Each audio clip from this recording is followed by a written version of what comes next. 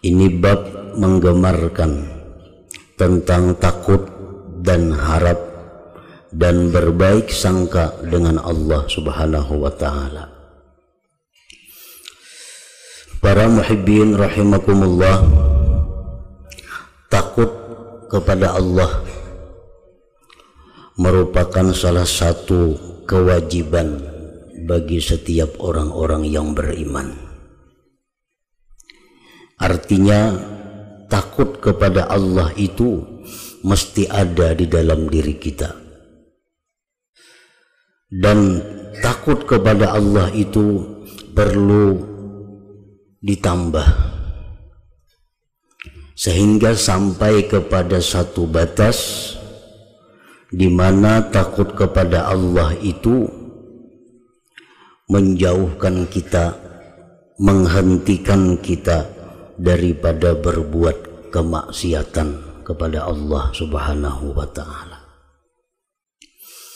Setiap orang yang beriman itu pasti ada takut, karena itu merupakan sesuatu yang dititipkan Allah di dalam hati mereka. Namun takut kepada Allah yang ada di dalam hati itu apabila tidak kita pelihara, tidak kita pupuk, tidak kita siram, maka takut kepada Allah itu akan hilang dari diri kita. Selama takut kepada Allah itu masih belum sampai kepada satu batas yang mendinding kita daripada maksiat, maka takut kepada Allah itu wajib kita tambah. Dengan apa kita menambah takut kepada Allah itu? Pertama, dengan tafakkur, dengan berpikir tentang keperkasaan Allah, berpikir tentang kuasanya Allah, berpikir tentang tidak pedulinya Allah itu. Artinya, andai kata seluruh makhluk yang ada di alam semesta ini tidak menyembah Allah, maka Allah tidak peduli dan tidak mengurangi sedikit pun kebesaran Allah. Berpikir tentang sifat-sifat keperkasaan Allah, berpikir tentang sifat-sifat keagungan Allah, itu akan menambah takut kita kepada Allah. Yang pertama itu. Yang kedua, yang menambah takut kepada Allah itu adalah hudhur majlisil ilm, menghadiri majlis ilmu yang di situ dibicarakan, yang di situ dibahas tentang Allah Subhanahu wa ta'ala. Hadir di majelis ilmu yang membicarakan tentang Allah itu akan menambah takut kita kepadanya. Yang ketiga, cara menambah takut kepada Allah itu adalah mukhalatatul khaifin, bergaul dengan orang-orang yang takut kepada Allah. Nah, apabila tiga perkara itu kita laksanakan, maka takut yang ada di dalam diri kita ini akan naik, akan bertambah, sehingga sampai kepada satu batas di mana mencegah kita daripada berbuat yang dilarang oleh Allah Subhanahu wa ta'ala. Para muhibbin rahimakumullah, ada berbagai macam jenis takut itu. Ada khaufullahi ta'ala, ini yang paling tinggi. Dia takut kepada Allah karena Allah itu mempunyai sifat-sifat keagungan, lalu dia takut kepada Allah.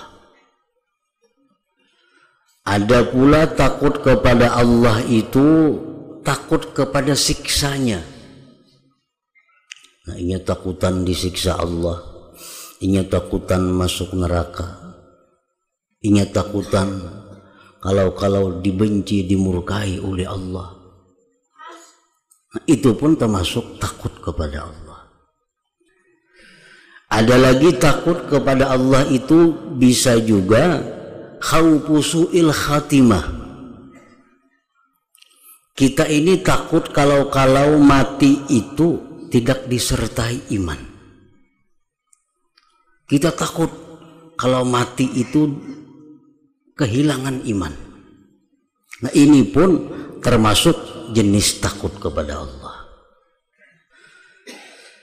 Ada pula takut kepada Allah itu seperti apa yang disampaikan oleh Rasulullah sallallahu alaihi wasallam, al-mu'min baina makhafataini baina ajalin qad madha la yadri mallahu sani'un bih wa baina ajalin qad baqiya la yadri mallahu qadin bihi falyatazawwadil 'abdu min nafsihi li nafsihi wa min dunyahu li akhiratihi wa min hayatihi li mautihi ila akhir hadis.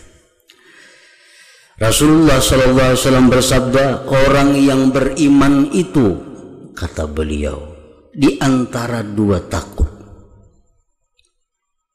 Yang pertama, takut tentang umur yang telah lalu. Kita sudah berumur 40, 30, sudah berumur 50, 60, sudah berumur 70.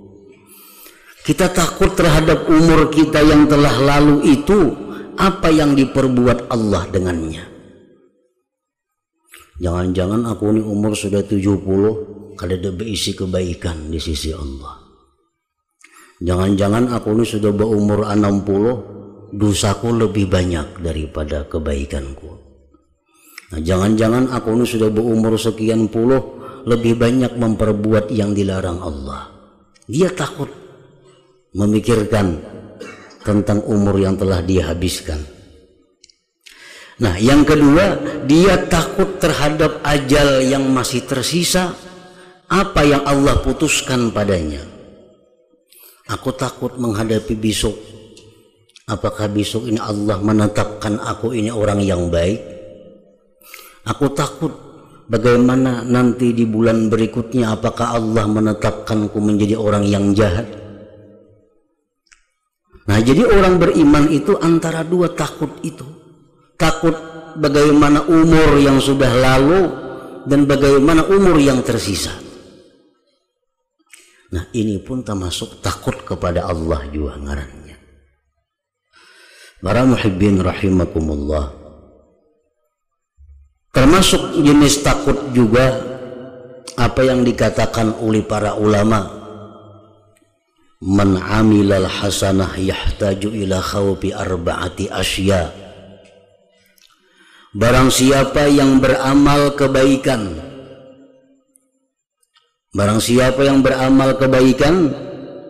maka itu orang perlu takut 4 hal. Orang yang beramal taat itu perlu dia takut 4 perkara. Nah, artinya orang yang beramal baik saja disuruh takut terhadap 4 hal ini. Yang pertama, khauful qabul, takut tentang penerimaan Allah. Aku ini sembahyangku diterima Tuhan juga kah nang dahulu itu? Puasa aku tuh diterima Tuhan juga kah? Haji umrahku itu diterima Tuhan juga kah? Sedekahku diterima Tuhan juga kah? Dia takut tentang penerimaan Allah itu. Nah, ini termasuk jenis takut yang dipuji. Kita kada tahu sembahyang kita nang berapa tahun itu diterima Tuhan atau kada. Zikir kita diterima Tuhan atau kada. Nah, di situ mestinya ada kita takut. Karena Allah berfirman, innama yataqabbalullah minal muttaqin. Hanya saja Allah menerima ibadah-ibadah dari orang yang takwa. Di dalam bahasa Arab istilahnya innama itu lil hasar, membatasi. Allah hanya membatasi bahwa menerima amal orang yang takwa. Orang yang tidak takwa tidak akan diterima Allah amalnya. Nah, ini membuat kita takut. Takwakah kita selama ini sehingga amal ibadah kita diterima Allah, atau kita kada takwa sehingga amal kita ditolak oleh Allah? Yang kedua, orang yang beribadah itu disuruh takut juga, khaufur riya, takut riya. Nah, aku beribadah sekian puluh tahun belum tentu ikhlas. Aku sembahyang, haji, umrah, zakat, puasa, sebagainya, ampun ikhlas. Jangan-jangan riya. Nah, sedangkan Allah Subhanahu wa taala berfirman, wa ma umiru illa liya'budullaha mukhlishina lahuddin. Mereka tidak disuruh melainkan agar beribadah kepada Allah ikhlas. Nah, kita takut juga nih, ikhlas juga kan dahulu-dahulu itu bersedekah, ikhlas juga kan, jangan-jangan ria. Nah, takut. Yang ketiga, khauful hifzi, takut pemeliharaan. Takut pemeliharaan. Kenapa pemeliharaan? Maksudnya adalah kita takut amal kita yang sudah diterima Allah itu jangan-jangan sebelum kita mati bisa gugur. Nah, jangan-jangan amal yang kita perbuat selama ini yang sudah bagus tersimpan, jangan-jangan terhapus oleh karena perbuatan-perbuatan kita. Sedangkan Allah berfirman, wa man jaa bil hasanah, barang siapa datang pada hari kiamat membawa kebaikan. Jadi kebaikan yang kita perbuat selama ini mesti kita bawa pada hari kiamat. Nah, yang kita khawatirkan ini belum kita mati, amal yang sudah baik yang diterima Allah ini gugur dengan sebab perbuatan-perbuatan kita. Nah, itu perlu ditakutkan, perlu ditakuti. Sudah sembahyang sekian puluh tahun, sudah bersedekah sekian puluh juta, sudah haji umrah sekian kali, sudah diterima oleh Allah dengan baik. Nah, ini perlu kita takut, jangan-jangan ini sebelum kita mati hilang. Nah, para muhibbin rahimakumullah, karena banyak perbuatan-perbuatan kita yang bila kita lakukan itu seberapapun banyak amal dahulu hilang. Antara lain riddah. Riddah itu artinya murtad. Pokoknya orang ini amal ibadah kebaikan apa aja sudah digawinya dan diterima oleh Allah karena dia takwa, karena dia mencukupi syarat rukun dan adabnya, sehingga amalnya diterima oleh Allah, disimpan dalam perbendaharaan Allah. Nah, belum kita mati, kenapa orang ini murtad? Nah, dengan murtad itu seluruh amalnya menjadi gugur. Nah, ini pertama yang kita takutkan, murtad ini. Artinya kita kehilangan agama kita. Tanpa kita sadari, tanpa kita ketahui, ternyata ada tingkah laku perbuatan kita yang menyebabkan kita murtad. Sebab banyak perkataan kita kada sadar, kita mengulu-ulu hukum Allah, kita merimihkan hukum Allah, kita merimihkan janji dan ancaman Allah, itu mengakibatkan murtad. Janji Allah, ancaman Allah itu jangan diulu-ulu, jangan digayaakan, jangan disendaguraukan. Karena bila kita memperinting janji Allah, memperinting ancaman Allah, itu sudah riddah, sudah murtad. Nah, para muhibbin rahimakumullah, ungkapan-ungkapan kita yang kita bergagayaan tanpa kita sadari, akhirnya kita jadi murtad. Contohnya, kalau kena malaikat taliwat jaman imbai di neraka ke surga, Ini istihza maulu-ulu. Bila berucap itu bersahadat sajalah kasih. Karena ini sudah dianggap meremehkan. Jadi banyak perbuatan-perbuatan kita, tingkah laku kita, ucapan kita yang bisa mengakibatkan kita menjadi murtad itu. Maka bila kita ini murtad, haji kita, umrah kita, sedekah kita, semuaan jadi hangus. Kita berislam mulai nol pulang itu, mulai bahasa pulang. Nah itu yang pertama kita khawatirkan daripada peliharaan amal tadi adalah riddah tadi. Yang kedua yang bisa membahayakan amal yang sudah bagus itu adalah riya. Diriyakan. Kita ini beramal sudah bagus, ikhlas, diterima Allah. Sudah 10-20 tahun sudah bersimpan di perbendaharaan Allah. Sekalinya satu saat diriyaakannya, diagakakannya. Aku dulu pernah ini beribadah sambil dengan sombong, dengan keagakannya. Nah ini menghancurkan ibadah yang sudah baik tersimpan itu. Nah itu yang perlu kita takuti juga. Apalagi yang membuat amal kita itu menjadi gugur, disesali. Disesali. Dulu bagus sudah beramal baik, diterima oleh Allah. Tapi 20 tahun kemudian menyesal. Menyesal benar aku naik haji kan war kabunna dulu. Nah.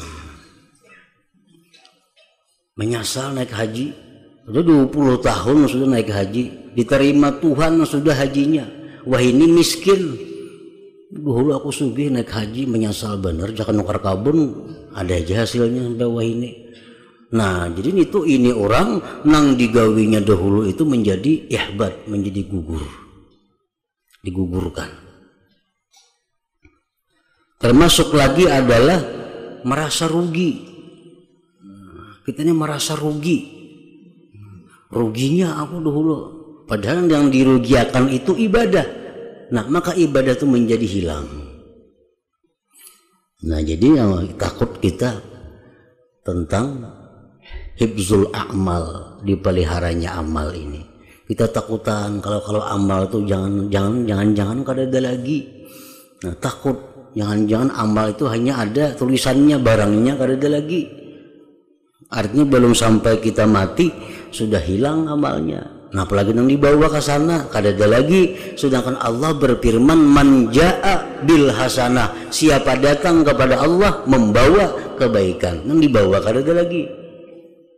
Nah itu perlu juga ditakuti, termasuk jenis takut kepada Allah.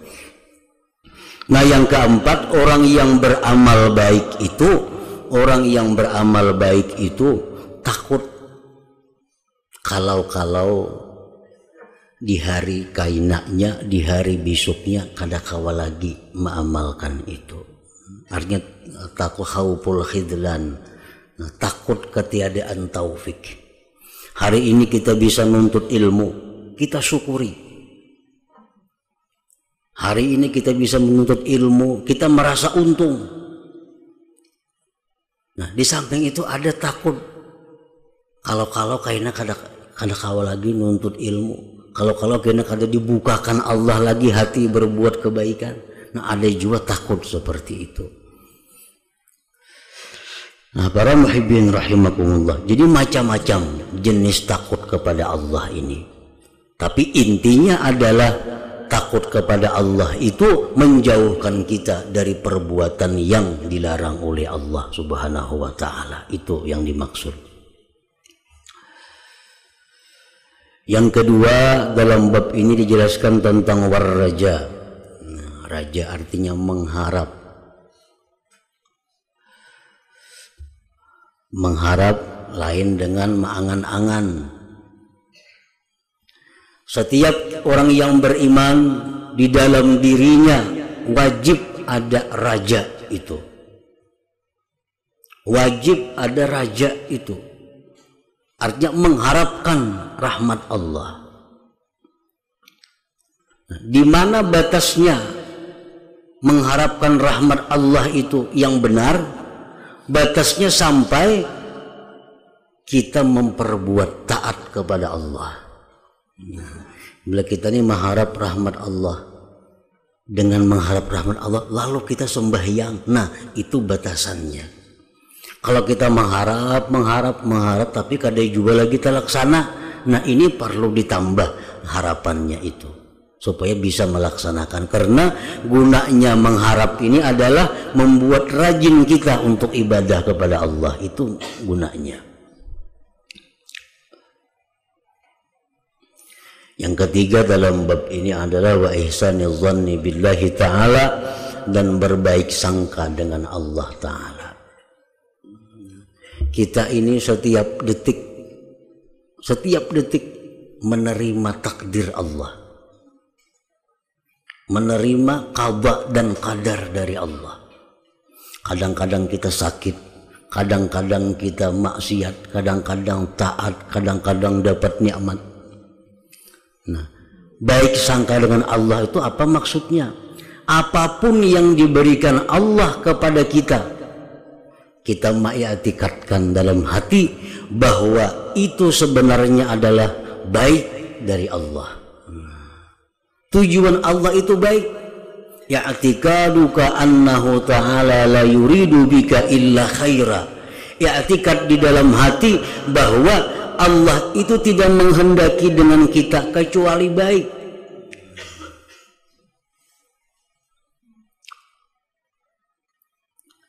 Diberi Tuhan hari ini nikmat,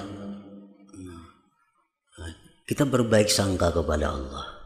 Ini Allah menghendaki aku baik, supaya dengan nikmat ini aku bersyukur, supaya dengan nikmat ini aku gunakan untuk taat kepada Allah. Nah ini Allah memberikan kita bala, musibah.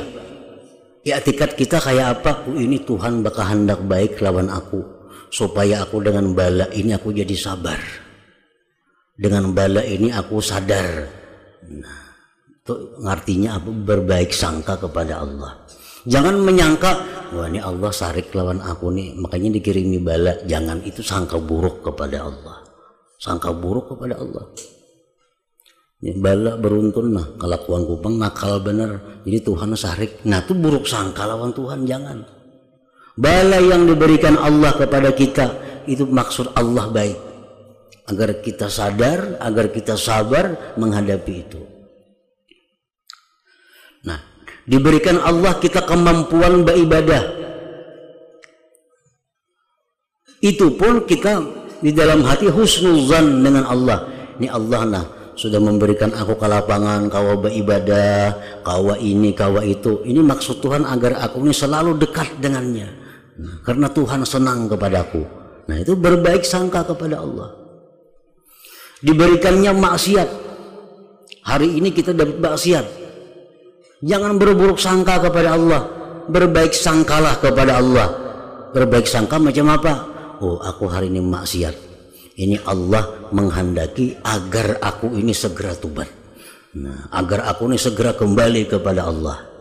Karena bila aku tobat kepada Allah, dosa-dosa yang aku lakukan itu berubah jadi pahala. Nah, jadi Tuhan hendak membanyakin pahalaku dengan perbuatan maksiat ini.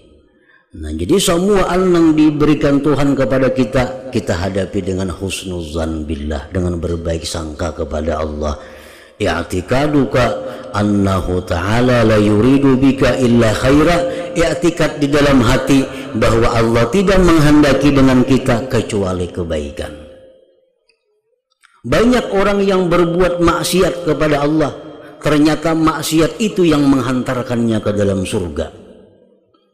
Nah Allah ini macam itu menghendaki aku supaya dengan maksiatnya aku masuk surga. Berapa banyak orang yang diberi Allah taat, ternyata taat itulah yang memasukkannya ke dalam neraka. Orang diberi Tuhan maksiat, nah imbah itunya tobat, merasa dirinya hina, merasa dirinya lemah, akhirnya mati orangnya. Nah gara-gara dosa itu akhirnya ini ke surga. Banyak orang berbuat kebaikan lalu sombong, lalu dia merasa dirinya hebat, akhirnya mati. Nah taat itu yang menyebabkan dia masuk neraka. Nah, jadi husnuzan kita kepada Allah bila mana kita berbuat maksiat, oh ini Tuhan menghendaki aku dengan maksiat ini supaya aku ke surga mati. Lalu tobat, lalu merasakan diri ini hina, merasakan diri ini kada mampu juga, kembali kepada Allah. Nah, jadi dalam bab ini ada 3 yang dijelaskan oleh musannif. Pertama tentang takut kepada Allah, mengharapkan rahmat Allah, dan berbaik sangka dengan Allah subhanahu wa ta'ala. Qala Allah ta'ala wa iyaya farhabun, ujar Tuhan, hanya kepadakulah kalian itu takut, hanya kepadakulah takut. Wa qala ta'ala inna batsya rabbika lasyadid, sesungguhnya siksa Tuhan engkau itu sungguh dahsyat. Nah, siksa Allah itu kadakawa dibayangkan. Wa qala ta'ala waliman khafa maqama rabbih jannatan, bagi orang yang takut Tuhan itu mendapat 2 surga. Sebagian ahli tafsir mengatakan dia dapat 2 surga di akhirat nanti. Nah, orang lain dapat sebuting surga aja, ini dapat 2 surga. Wa qala ta'ala qul ya ibadiyalladzina asrafu ala anfusihim la taqnatu min rahmatillah, katakan wahai Rasul, wahai hamba-hambaku yang telah melampau batas atas diri mereka, wahai hamba-hambaku yang melampau batas atas diri mereka, berzina iya, minum arak iya, judi iya, membunuh iya, katakan kepada mereka la taqnatu mir rahmatillah, jangan putus asa dari rahmat Allah, jangan putus asa. Innallaha yaghfiru dzunuba jami'a, Allah itu bisa mengampuni dosa seluruhnya kalau kita tobat kepadanya. Innahu huwal ghafurur rahim, sesungguhnya Allah itu maha pengampun lagi maha penyayang. Wa qala ta'ala, dan firman Allah ta'ala, wa rahmati wasi'at kulla syai'in fasa'aktubuha lilladzina yattaqun wa yu'tuna zakah. Ujar Tuhan, rahmatku itu meluasi segala sesuatu. Dikumpulkan dosa seluruh makhluk akan hancur di dalam genangan rahmat Allah, akan hilang.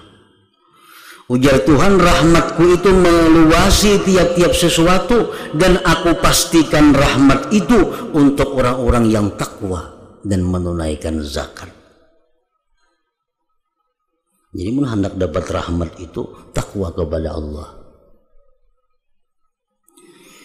Wa an Jabirin radhiyallahu anhu qala sami'tu Rasulullah sallallahu alaihi wasallam yaqulu qabla mautihi bi 3 ayyam. Rasulullah bersabda sebelum beliau wafat 3 hari, la yamutanna ahadukum illa wa huwa yuhsinu dhanna billahi ta'ala.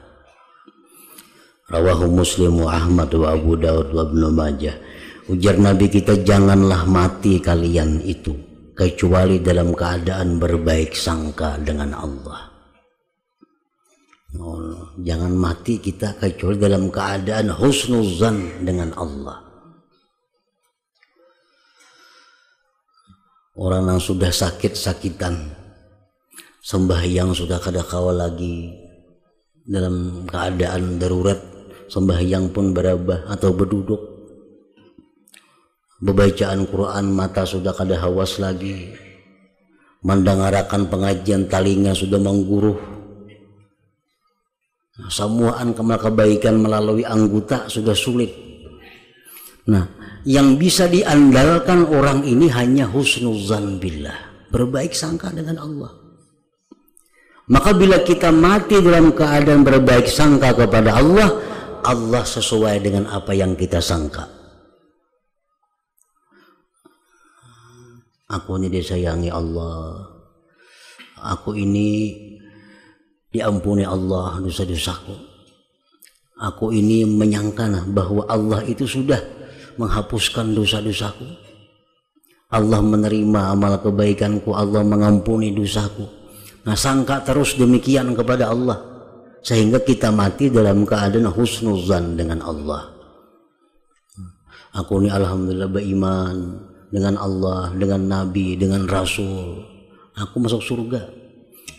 Aku dimasukkan Allah ke surga karena aku beriman lawan Nabi, lawan Rasul, lawan kitab-kitabnya, semua rukun iman. Aku beriman. Jadi aku sudah berprasangka Allah akan memasukkan aku ke dalam surga.